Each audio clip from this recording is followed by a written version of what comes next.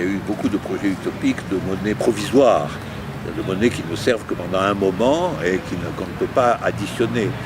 Et donc, ce sont des monnaies qui servent uniquement pour l'échange, mais qui ne peuvent pas donner lieu à un capitalisme, parce qu'elles ne sont pas capitalisables. Je pense qu'une régulation des échanges qui se ferait de façon autre que la façon monétaire actuelle peut tout à fait être imaginée. En particulier, il y a énormément de possibilités d'échanges directs portant sur les objets, les moyens de consommation, etc., qui sont négligés. Il faut bien voir que notre société est aussi une société de gaspillage gigantesque. Comme l'appropriation des choses est toujours privée, ça entraîne un gaspillage énorme, parce qu'effectivement, le nombre de choses que quelqu'un accumule et dont il ne se sert jamais est énorme. Posons-nous la question chacun. Nous verrons qu'on pourrait jeter à peu près 9 choses sur 10 de celles qu'on a, ou les donner à d'autres, ou en faire autre chose.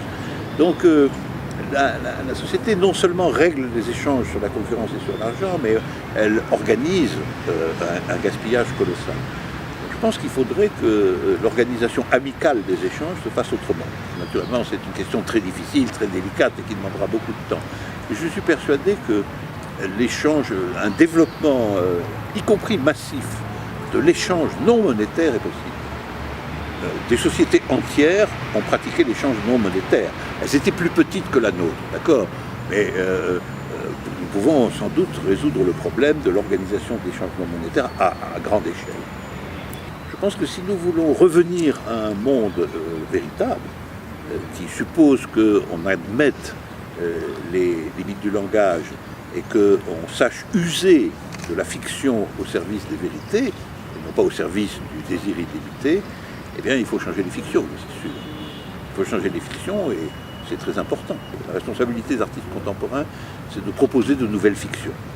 C'est pas très facile parce que les nouvelles fictions au début sont peu reconnues. Elles sont peu reconnues puisqu'elles sont étrangères au monde dominant de la concurrence et de l'argent. Donc je crois que réellement l'invention de nouveaux modes de fiction et de fictionnement est une tâche tout à fait importante.